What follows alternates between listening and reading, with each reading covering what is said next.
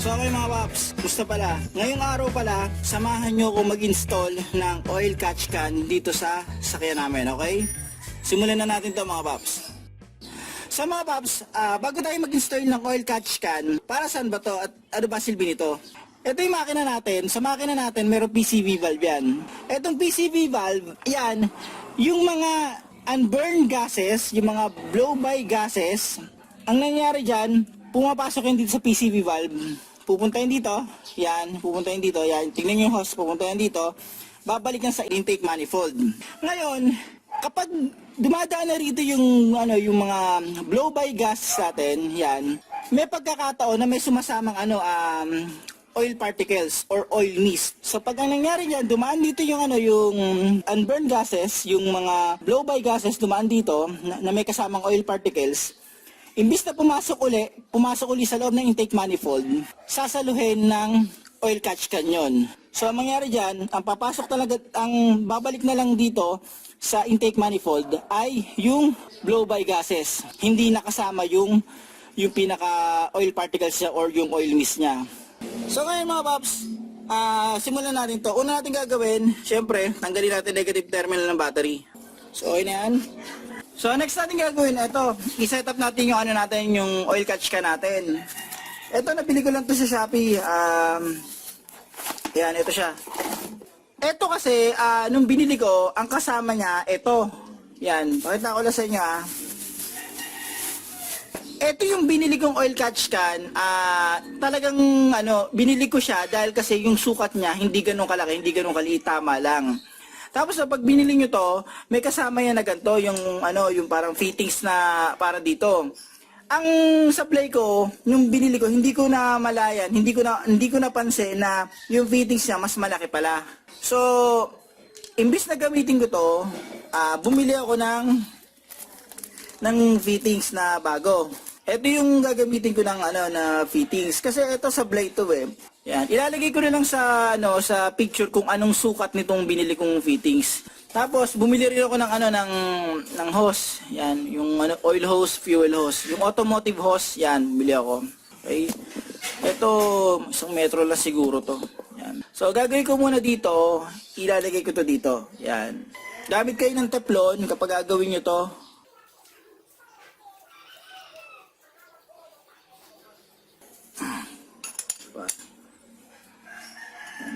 Okay na to. So, okay na yung sain natin. Yan. So, okay na to mga paps. Yan. So, na-set up na natin itong yung pinaka-fittings niya dito sa oil catch can. Ngayon, ito naman tayo. Gusto natin Ito kasi, dito may ipon yung yung pinaka-oil natin. Kapag isa-set up natin to, kuha kayo ng ganito, yung pinaka, dito? Yan, bumili na lang ako kung saan dyan. Yung stainless steel na pang-scrub, di ba sa kusina, ginagamit ito. So, ito, ilalagay na dito. Okay? So, ito kasi masyadong malaki to. Yan. Kumbaga parang, ito, pag pumasok yung oil dyan, hindi aalog-alog yung oil dito. Pag meron na nito, tapos may oil, hindi naman tatapon-tapon. Okay? So, ito gagawin natin. Pasok yan dito. Pero ito kasi, marami to. Bawasan natin. Kalahati lang nito. Ito, kalahati lang. Lagyan natin ito dito. Ito, yan. Mapasok natin ito dito. Although meron din siya dito, pero maganda may ganito rin. So, ito na siya mga paps. So mga paps, dito kayong bubutasan sa part na yan. Okay?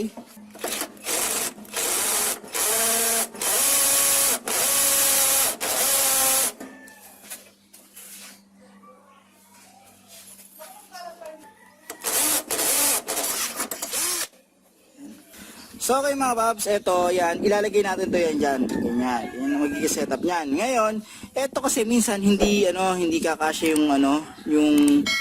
yung screw nakuha ko. Discarding nyo na lang kung paano yung bubutasan niya, pwede nyo lakihan yan. Okay, so tatanggalin ko na to mga paps.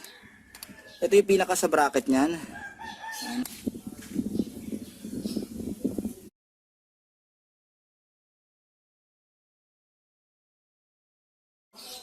Tapos tanggal na to. Yan.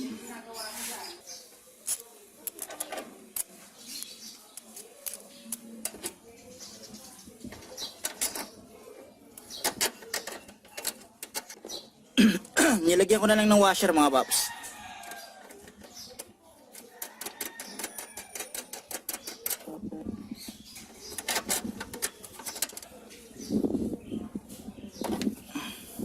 So ayan. So okay mga paps, ito na, set up na natin to. Alagyan natin ito dito. Okay, yung posisyon niyan, bahala na lang kayo kung iusod niya pa ganun o pa ganun. So sa akin, ilalagay ko na muna yung yung screw, pero posible baka ganito na lang yung posisyon ng sa akin. Ganyan.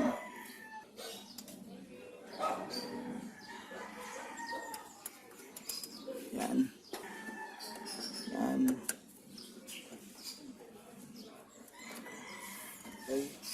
Sa mga paps, tatanggalin natin yung hose dito sa PCV valve. Ngayon, ganito. Since tatanggalin ko na to, lilinisin ko na rin yan. Yan. Diba? Kaya pakita rin ako sa inyo. Yan. Ito yung sinasabi ko sa inyo. Yan. Meron yung may langis yan. Yan, hindi nyo lang halata, pero may konting langis yan. Pakita ko sa inyo. Tanggalin ko na rin itong isa. Yan may langis yan mga paps. Yan.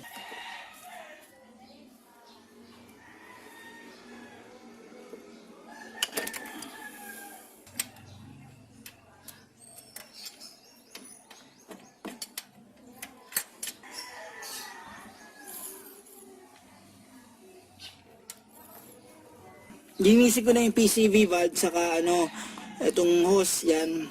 So ganito lang rin yan, ganyan.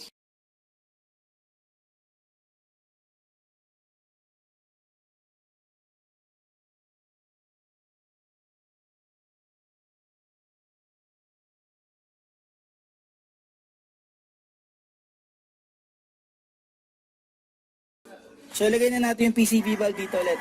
Yan.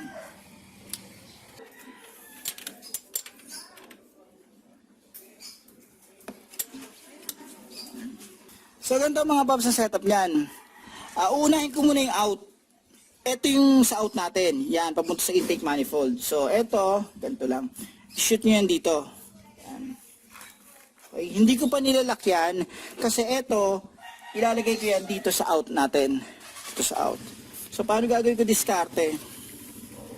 May maigi i-shoot ko yun dito. Ilalim. Ito rito.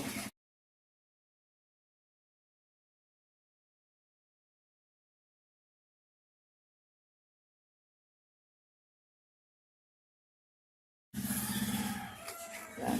So, yan. Tapos ito, ilalagay ko yun dito. Okay. Okay. So, okay na yan mga paps. Nakabaon yan mga paps. So, okay mga paps yan.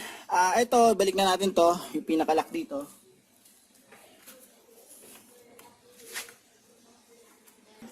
So, ito, pag doon yan dito. Yan. Yung pinakamagandang way para maitago yung hose. Pag na-setup na natin yan, dito na tayo sa in. Ito, pupunta to sa PCV valve. So, ito na kayo mga paps. Ito yung hose natin, yan. Ito yung pupunta sa PCV valve. Ayusin natin yung ng hose dito, yan. So, pinadaan ko lang siya dito, yan. Tapos, ikakabit ko yun dito. Okay, so, ganito. Gamit kayo ng clamp para sigurado. Yan. Okay. So, dito, ganyan na setup niyan. Yan, tapos pasok ko yun dito. So ganito mga paps, okay na tayo sa PCV valve. Ngayon ito ipapasok natin dito. Ngayon ito sa akin, sobra yung hose ko.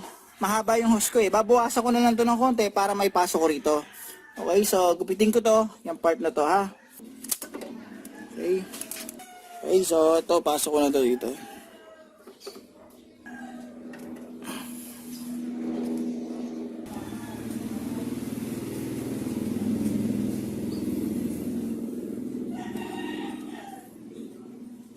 Okay.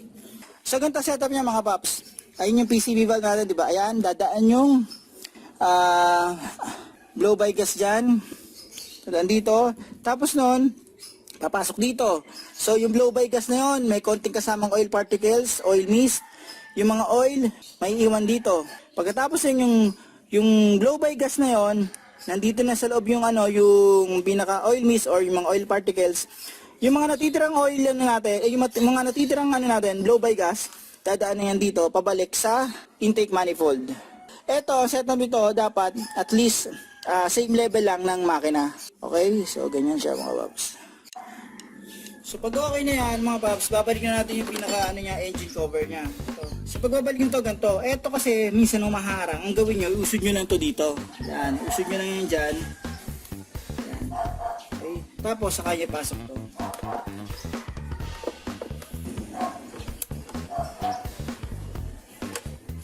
So ang gagawin ko ngayon, ibabalik ko na yung negative terminal ng battery at saka i-idle relearn ko na.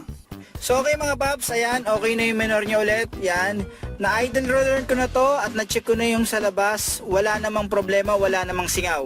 So ganito mga paps, pagkatapos ng 6 na buwan or isang taon, gagawa pa ako ng isang follow-up vlog nito. Titingnan natin kung gaano karami na ang naiipon natin na langis. Okay, this oil catch ka natin. So paano mga paps, huwag niyong kalimutan i-like at subscribe ang channel ko para makagawa pa ako ng ganitong basic na video.